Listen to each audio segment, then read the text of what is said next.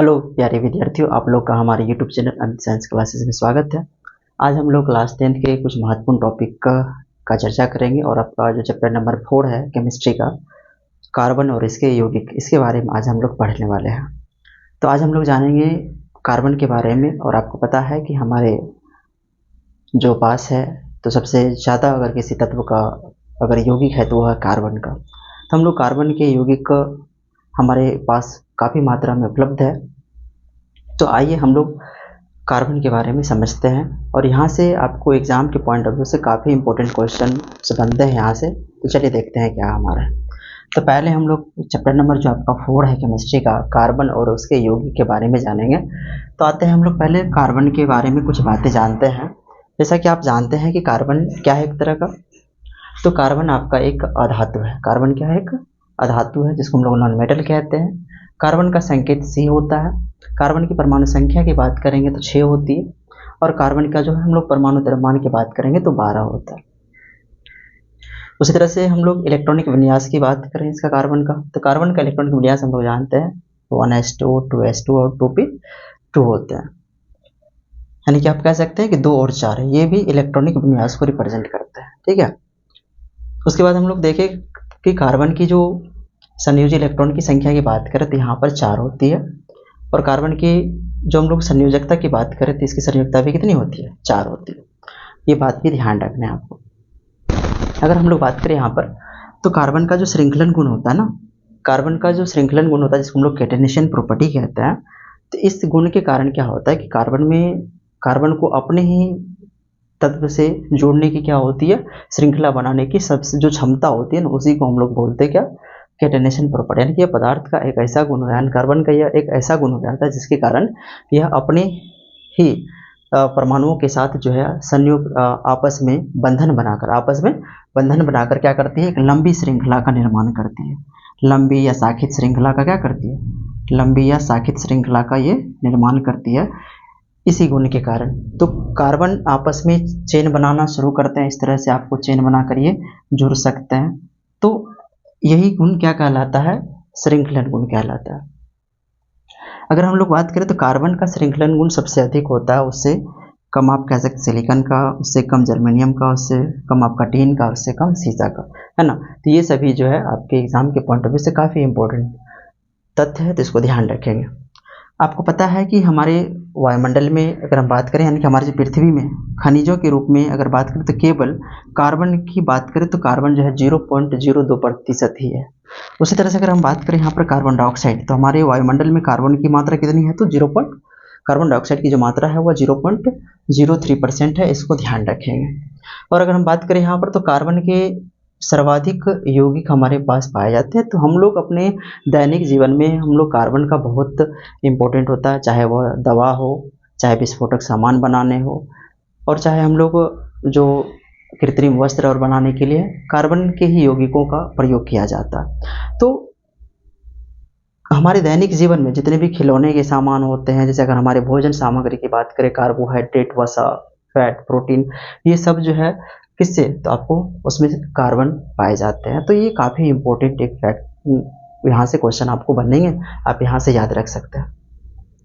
उसके बाद अगर हम बात करें तो कार्बन के सबसे बाहरी कोश में आपको पता है कि 4 इलेक्ट्रॉन होते हैं। कितने इलेक्ट्रॉन होते हैं? 4 इलेक्ट्रॉन। और कार्बन क्या करते हैं? कार्बन को उत्कृष्ट गैस विन्यास प्राप्त करने के लिए क्या करता है? ये 4 इलेक्ट्रॉन प्राप्त करने या खोने की आवश्यकता होती है इसको। अगर ये चाहता है कि उत्कृष्ट, यानी कार्बन चाहेगा कि उत्कृष्ट गैस के समान ये क्या करेगा? उत्कृष्ट गैस के समान, यानी कि इनर्ट गैस के समान ये चाहता है कि अपना विन्यास प्राप्त करे, यानी कि उनकी बाहरी कक्षा भरी हुई हो, है ना।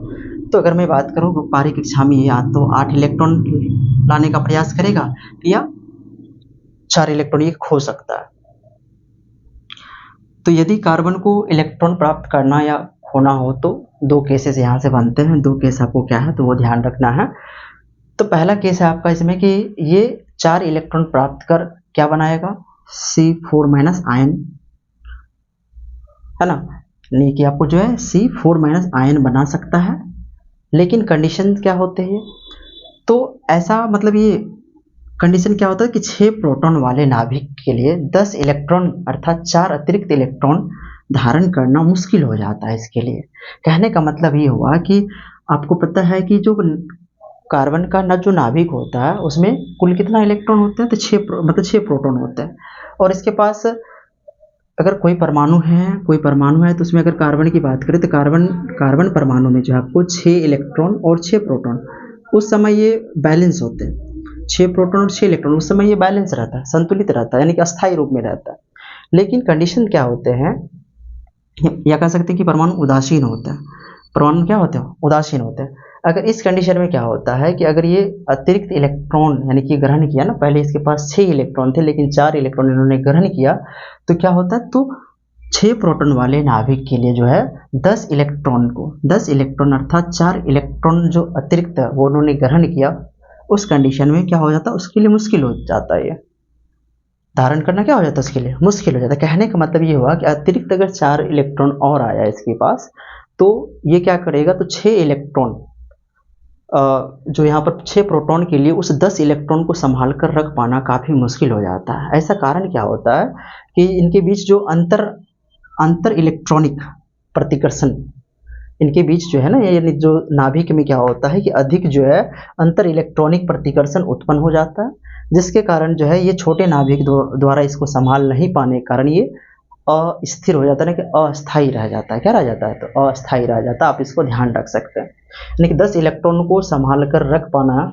इसके बस की बात नहीं होती है, और ये क्या करता है, तो इसलिए जो ये अस्थायी हो जाता है। ठीक है, उसके बाद अगर हम बात करें हम लोग, तो ये क्या होते हैं, दूसरा कंडीशन ये बनता है कि ये 4 इलेक्ट्रॉन खोकर क्या करता है, 4 इलेक्ट्रॉन खोकर C+ है ना 4+ आयन बना सकता है, C4+ आयन बना सकता है। लेकिन क्या होता है, कंडीशन क्या होता है कि 4 इलेक्ट्रॉन को खोकर 6 प्रोटॉन वाले, जब इन्होंने 4 इलेक्ट्रॉन खो दिया, तो 4 इलेक्ट्रॉन खोने में क्या होती है, काफ़ी ज़्यादा ऊर्जा लॉस हो जाती है, जिसके कारण 2 इलेक्ट्रॉन जो बच जाते हैं इसके नाभिक में, उनको भी संभाल कर रख पाना इसके बस की बात नहीं होती है। तो आप कह सकते हैं कि, यानी कि यहाँ पर लिखा हुआ है आपका कि 4 इलेक्ट्रॉन को खोकर 6 प्रोटॉन वाले नाभिक में केवल 2 इलेक्ट्रॉन का कार्बन धनायन बनाने के लिए आवश्यक अत्यधिक ऊर्जा की क्या होती है, आवश्यकता होगी इसको। ठीक है, और ये संभाल नहीं पाते हैं, मतलब ये 2 इलेक्ट्रॉन को भी ये संभाल कर नहीं रख पाते हैं, जिसके कारण ये अस्थायी हो जाते हैं। ठीक है, कार्बन आयनिक यौगिक नहीं बनाते हैं। क्या नहीं बनाते हैं, तो कार्बन आयनिक यौगिक नहीं बनाते हैं। कारण क्या होता है कि ये C4+ धनायन नहीं बना पाएगा, और साथ ही साथ ये C4- ऋणायन नहीं बन पाता है ना, कारण ना बनना, ये इस कारण से जो है आयनिक यौगिक क्या करता है, मतलब ये कार्बन जो है आयनिक यौगिक नहीं बनाता है, और यह क्या करता है, इन समस्याओं को दूर करने के लिए क्या करता है, आपका दूसरे परमाणुओं के साथ इलेक्ट्रॉन का साझा करके समस्या का समाधान करता है। ठीक है, तो यहाँ से काफ़ी इंपॉर्टेंट क्वेश्चन पूछे जा सकते हैं कि, और यहाँ पर जो कार्बन अपने इलेक्ट्रॉन का साझा करने के फलस्वरूप ये आपको सहसंयोजक यौगिक का निर्माण करते हैं, आप इसको ध्यान रख सकते हैं। ठीक है दोस्तों, तो ये काफ़ी इंपॉर्टेंट क्वेश्चन हो जाता है यहाँ से। तो आप लोग उम्मीद करते हैं कि हमारी वीडियो आपको अच्छी लग रही हो। अगर हमारी वीडियो आपको अच्छी लगी हो तो आप हमारे चैनल को सब्सक्राइब अवश्य करेंगे और अपने दोस्तों के साथ भी शेयर करेंगे। धन्यवाद।